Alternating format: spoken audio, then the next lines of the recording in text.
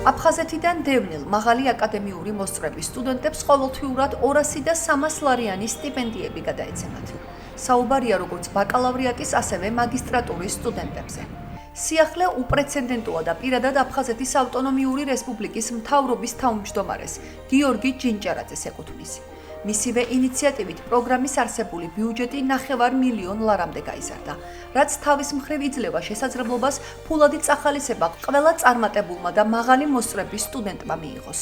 სურს დიდი მადლობა გადაუხადო საქართველოს პრემიერ-მინისტრ ბატონ ირაკლი კობახიძეს მსგავსი მნიშვნელოვანი მხარდაჭერისთვის, აფხაზეთის მთავრობისთვის კვლავ უმთავრეს პრიორიტეტად რჩება განათლება, ახალგაზრდების მხარდაჭერა და ეს პროგრამაც არის მექანიზმი, რომ დამატებითი სტიმული და мотиваცია ჰქონდეთ ჩვენს წარმატებულ ნიჭიერ ახალგაზრდებს, სტუდენტებს, რომ მეტი დრო და ყურადღება დაუთმონ სწავლა-განათლებას. სტიპენდიის მისაღებად სტუდენტების განაცხადების მიღება 2 ეტაპად მიმდინარეობს. პირველი ეტაპი 2026 წლის 15 თებერვალს დაიწყო და 1 თვის განმავლობაში მიმდინარეობდა. როგორ მოხდება სტუდენტების დიფერენცირება, ამაზე აფხაზეთის საინფორმაციო ანალიტიკურ ცენტრს აფხაზეთის განათლებისა და კულტურის მინისტრი გიორგი ძაძამია ისაუბრა. 221-მა წარმატებულმა სტუდენტმა მოიპოვა არსებული სტიპენდია 200 და 300 ლარიანი.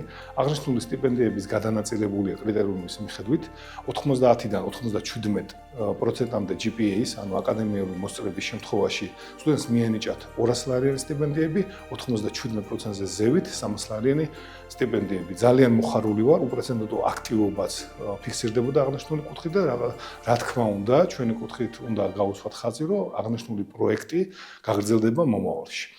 ლუკა ქარდავა ბაკალავრიატის მეოთხე კურსის სტუდენტია. მან უკვე გააკეთა განაცხადი და მისმა მაღალმა აკადემიურმა მოსწრებამ მისცა შესაძლებლობა 300 ლარიანი სტიპენდიის მიღების. სტიპენდია 5 თვის განმავლობაში ეტაპობრივად პირად ანგარიშზე ჩაერიცხება, რაც ასევე სიახლეა, რადგან აქამდე დაფინანსება არა სტუდენტის, არამედ სასწავლებლის ანგარიშზე ერიცხებოდა.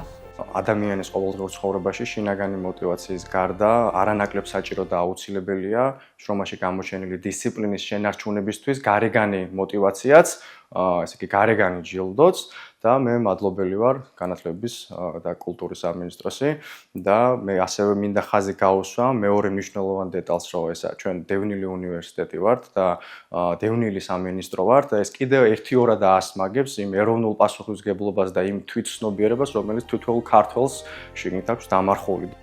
იმ სტუდენტების საყურადღებოდ, ვინც პირველ ეტაპზე შესაბამისი საბუთების წარდგენა ვერ მოასწრო ან ქულები დააკლდათ. ყველაფერი ჯერ კიდევ წინ არის. წარმატებული ახალგაზრდების მხარდაჭერის ქვეპროგრამის მეორე ეტაპი 2026 წლის 15 აგვისტოდან დაიწყება და კვლავ 1 თვის მანძილზე 15 სექტემბრამდე გაგრძელდება. აფხაზეთის საინფორმაციო ანალიტიკური ცენტრი დაინტერესდა მაღალ ქულებთან ერთად რა საბუთების წარდგენა მოეთხოვებათ სტუდენტებს სტიპენდიის მოსაპოვებლად. განცხადება: პირადობის დამადასტურებელი მოწმობის ასლი. იძულებით გადაადგილებული პირის დევნილის მოწმობის ასლი. ცნობა სტუდენტის სტატუსის თაობაზე. ცნობა სემესტრის ხანგრძლივობის თაობაზე. დოკუმენტი აკადემიური მოსწრების თაობაზე. საბანკო რეკვიზიტები. აღნიშნული სტიპენდია მინიჭების მომენტიდან იქნება 5 თვიანი. შემდეგ უკვე ამ 5 თვის გავლის მერე ეს უკვე აკადემიურ პერიოდთან არის დაკავშირებული და უკვე სამომავლოდ რა ქულებიც ექნება, თუ მათ შეინარჩუნეს ან გააუმჯობესეს საკუთარი აკადემიური მოსწრება, რა თქმა უნდა, გაუხანგრძლივდებათ აღნიშნული სტიპენდია.